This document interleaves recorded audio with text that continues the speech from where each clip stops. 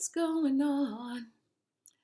You're listening to another episode of Answering the Inner Call. I'm your host, Malika, and continuing with this theme of the second chakra.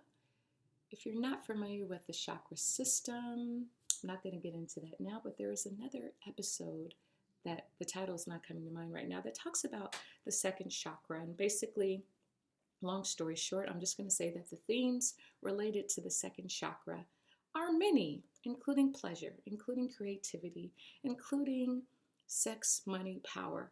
The second chakra physically is an energy center, but it is located in the region of our reproductive system. That's the crash course. So, in continuing with these themes of sex, money, power, I'm going to talk about power again today because basically, I'm focusing on this is because this is the area that I feel like I have the most healing opportunity. Well, that's not true, but themes around this area have been coming up for beckoning my attention for quite some time. And because I'm on that journey and learning so much, and I want to share it with all of you. So I wanted to talk about a very interesting experience, and a realization that I had is that the filter and the experience of coming into your power when your physical outer expression is one that society deems as, how do I put this? As less than. So, there's classism, there's racism, there's sexism, there's colorism, etc., etc., etc. And what I find interesting is that as I have grown, when I have come into places of power, let's say in the workplace, and I get a position of becoming a supervisor, or if I'm running a project that is inspired, a God-given project, and I'm the one at the helm of that, and the experiences I've had in those spaces, right? So based on title, based on position, based on responsibility, in those constructs, being in a place of power and experiencing resistance and unconscious bias of other people who, for their own reasons and judgments and maybe societal influences, say that I am incapable or unworthy of having the power in said position. So why I'm coming to this now is that it really, I talked about the She Tried It series previously to this, and I wanted to talk about a recent experience I had talking to another creative. Now, I had a very challenging experience with some crew members on a film that I had written. It was my first time directing, and I was also one of the executive producers.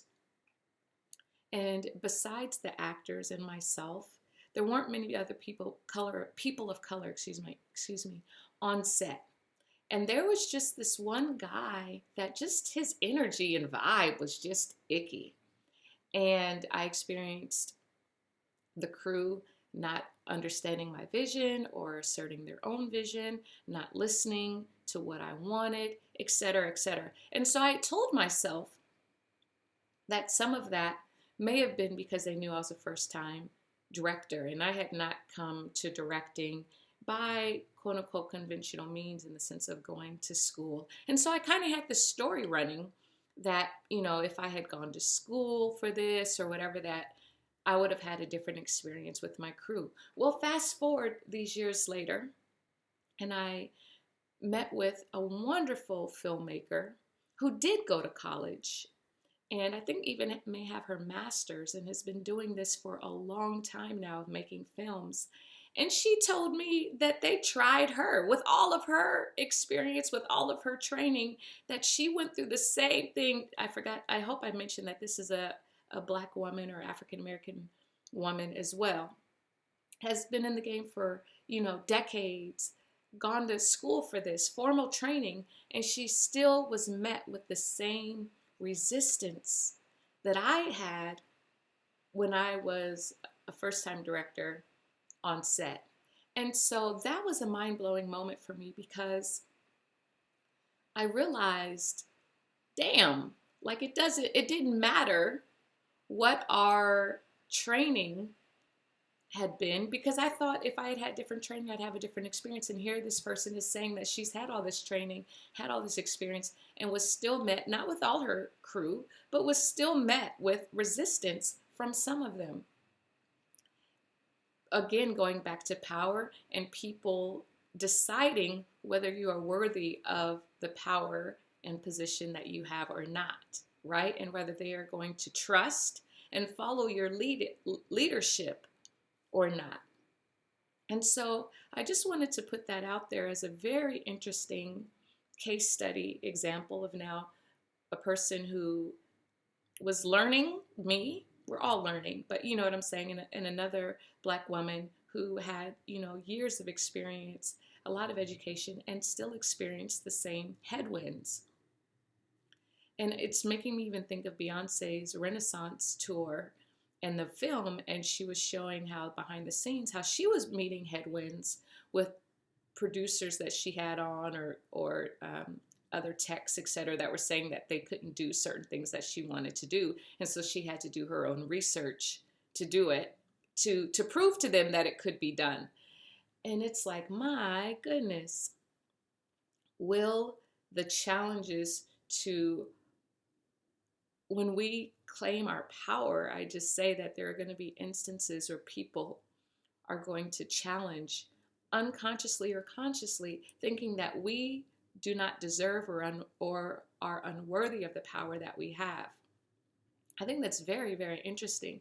And I think the recap or takeaway from that is that if you've had that experience of being tried, of being challenged, of being tested, despite your experience, despite your brilliance, because I've had this happen in corporate spaces as well, I just want you to know that that's gaslighting. You're not crazy. You're capable. And I think what happened for me, let's say in the corporate space, was that when I started hiring people on my team, I hired people that were willing to allow my contribution in their lives and that were willing to trust me as a leader. Sometimes we don't have that level of authority and or positionality to do that.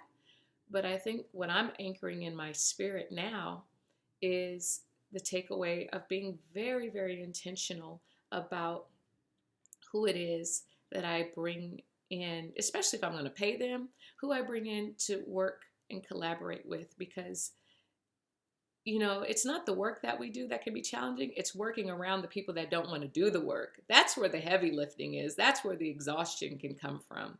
And so if you've had that experience, I just want to affirm and acknowledge, and I hope that this can give you some relief, like you got this, and that we have,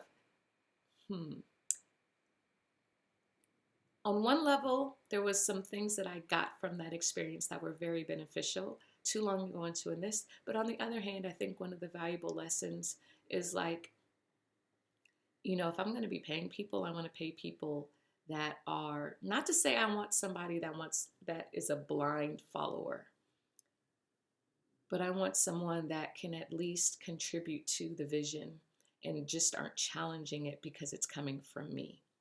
And I hope that for you too, dear listener, wherever you are, if this is speaking to you in some way, shape, or form.